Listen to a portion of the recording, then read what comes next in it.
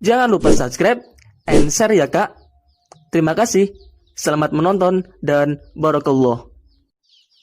Kitabnya Habib Umar Hafid namanya itu Taujihun Nabi Limardoti Bari. Kalau diterjemah ya mengarahkan orang yang sadar. Nabi itu orang yang sadar. Ya sampai ini termasuk orang yang sadar. Limardoti Robbi menuju mendapat ridho Tuhan atau Allah Subhanahu Wa Taala. Saya baca teksnya ini di halaman 179. Ini tidak ada yang saya rubah, tidak saya kurangi. Bismillahirrahmanirrahim. Fala buddha an wattina qulubana ala annana khadamatu ahli hadzal qaul.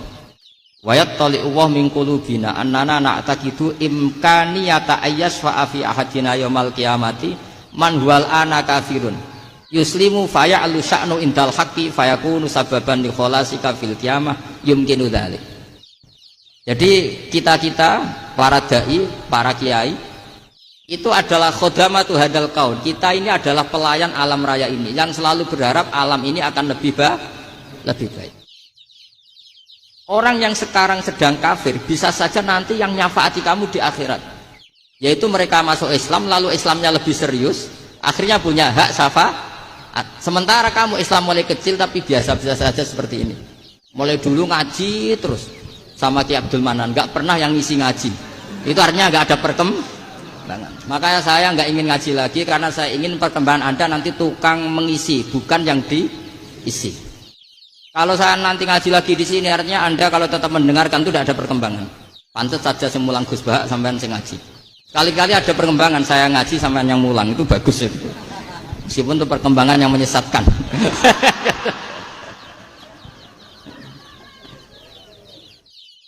Ini penting saya utarakan. Ini dawuhnya Said Umar ya. Orang yang sekarang sedang kafir bisa saja orang ini nanti nyafaati kamu. Yaitu beliau orang ini Islam, kemudian Islamnya serius, maka punya hak syafaat. Sementara kamu Islamnya biasa-biasa saja. Itu masyhur kayak Sayyidina Umar.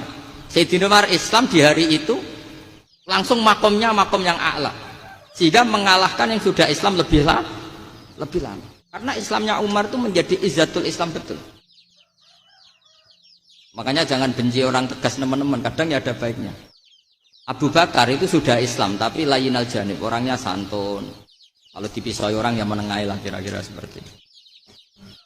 Begitu juga Bilal, Ammar, Suhaib. Singkat cerita, Rasulullah itu sering dibully ya, sering disiksa orang-orang kafir. Rasulullah berharap, wah kalau yang Islam gini terus repot. Melihat Umar ini petarung di pasar Ukad, dia dapat uang itu kalau tarung, menangan. Kata Rasulullah, kalau ini yang Islam ya bagus. Beliau berdoa, Allahumma aizal Islam bi Umar. Itu kira-kira 2 hari dari doa beliau, Umar masuk Islam.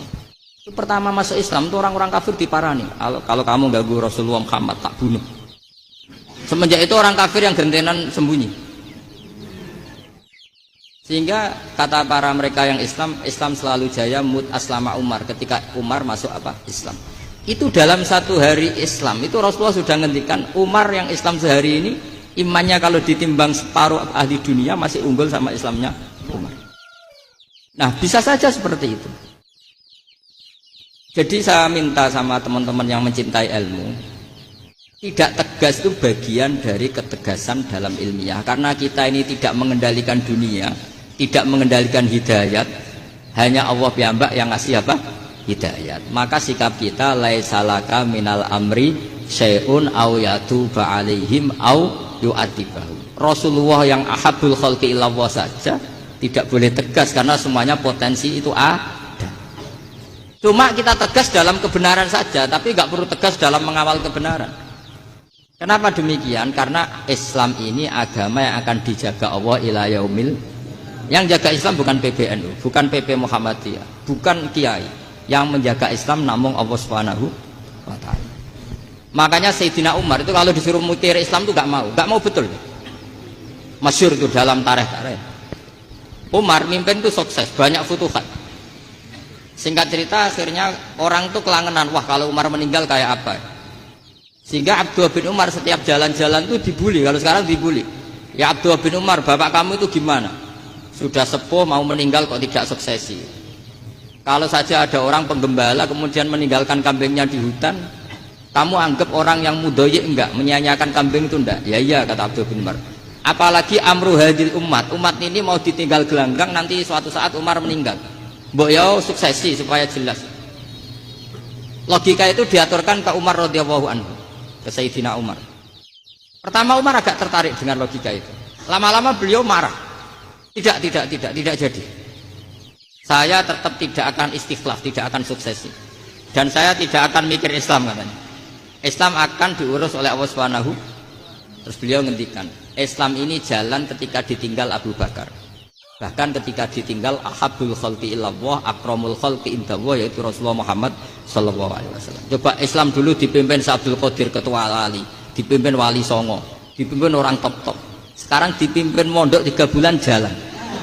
Karena Islam yang ngatur Allah Subhanahu wa taala. Jadi ini penting. Loh coba ustadz tuh banyak yang nggak bisa ngaji loh.